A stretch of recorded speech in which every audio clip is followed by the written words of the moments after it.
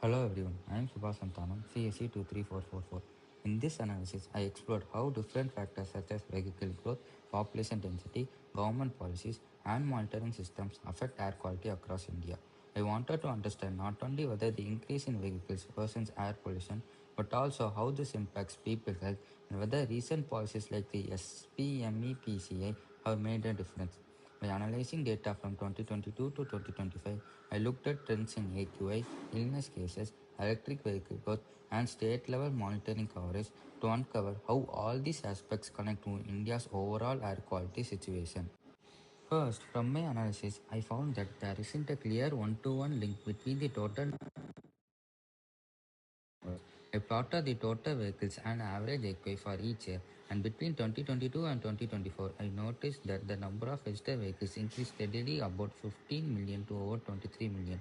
But at the same time, the average AQI slightly went down from around 115 to 106. This means air quality actually improved a bit even though there were more vehicles on the road. In 2025, both vehicle numbers and AQI drops are up, but I think that's because of missing or incomplete data, not a real improvement in the environment. I also made a stacked bar chart showing petrol and diesel vehicles. I saw that these polluting fuels still make up the largest share, but their growth hasn't always made AQI worse every year. So I believe that other things like better emission routes, more electric vehicles, or even weather conditions are also affecting air quality. When I looked at all four visualizations from 2022 to 2025, I found that the relationship between total registered vehicles and average AQI showed only a weak positive connection. In simpler terms, states with more vehicles generally had slightly higher AQI levels, but the link wasn't very strong everywhere. In the earlier years 2022 to 2023, I saw that AQI increased sharply as vehicle numbers went up.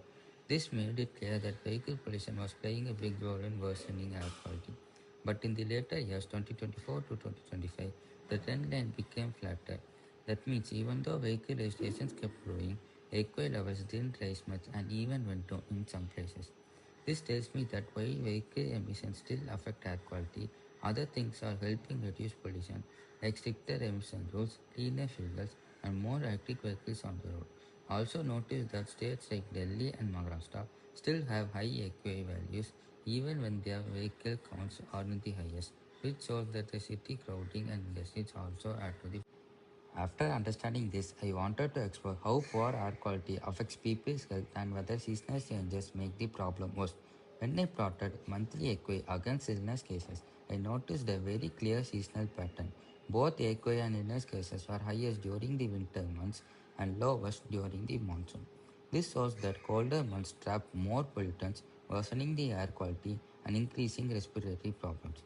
The heat map confirmed this pattern, showing that states like Delhi, Bihar, and Jharkhand faced extremely high AQI and more illness cases in winter, while southern states such as Kerala and Tamil Nadu had much cleaner air and fewer cases throughout the year. Even though the scatter plot showed that the overall correlation between AQI and illness cases wasn't perfectly strong, it was still clear that people tend to fall sick more often during times of poor air quality. This made me realize how pollution affects not just the environment but also people public health, especially in highly polluted northern regions. Next, I looked into whether population size has a direct link with air quality. I found a moderate positive relationship. States with higher populations tend to have higher AQI values. In other words, densely populated regions are generally more polluted. When I plotted this data, it became clear that heavily populated states like Uttar Pradesh, Bihar, and Delhi had much worse air quality compared to states like Kerala and Tamil Nadu, which had smaller populations and better environmental conditions. I also divided states into population groups and found that high and very high population groups consistently had higher average AQI values. This pattern suggests that population density brings more vehicles, industries, and construction activities, all of which contributing to worsening air quality. However, some moderately populated states with strong environmental regulations and better urban planning still manage to keep their AQI levels lower, proving that good policies can make a difference even in growing states. After that, I wanted to understand how government interventions have impacted air quality, so I analyzed the SPME PCI policy introduced in 2024. This policy aimed to promote electric vehicles and reduce pollution. When I compare data from before and after the policy, I saw a clear increase in EV registrations across many states, especially in Uttar Pradesh, Karnataka, Maharashtra, and Tamil Nadu. The adoption of electric vehicles became more widespread, showing that the policy successfully increased cleaner mobility. When I analyzed air quality after the policy was introduced, I saw slight improvements in several southern and western states.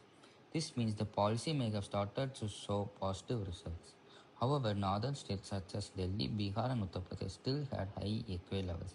This made it clear that while EV adoption helps, air quality also depends on other factors like industrial emissions, seasonal pollution, and dust from construction. Overall, the policy seems to be a good step forward but needs stronger implementation to bring bigger long term results. Finally, I studied how the number of air quality monitoring stations in each state affects the stability of AQI data. I found that states with more monitoring stations had more consistent and reliable readings, while those with fewer stations showed higher variation and more irregular patterns.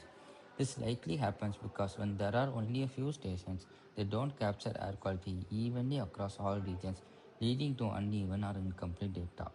In the scattered parts, states with a higher number of monitoring stations showed lower AQI variation, while those with very few stations had a lot of fluctuation. The box plot also confirmed that states with better coverage had tighter data ranges, meaning more stable and dependable AQI reporting. This made me realize how important a strong monitoring system is, not only for data accuracy but also for making better environmental decisions and policies. So, from my findings, I observed that although vehicle growth still contributes to higher AQI, its impact has weakened in recent years, possibly due to cleaner fuels, stricter emission rules, and growing EV adoption. Poor air quality, especially in winter, clearly leads to more respiratory illness, particularly in northern states. Heavily populated states face worse air quality, but effective pollution control policies can help reduce the damage.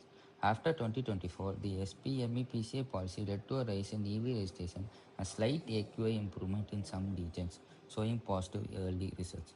Also found that states with more monitoring stations record more stable and accurate AQI data.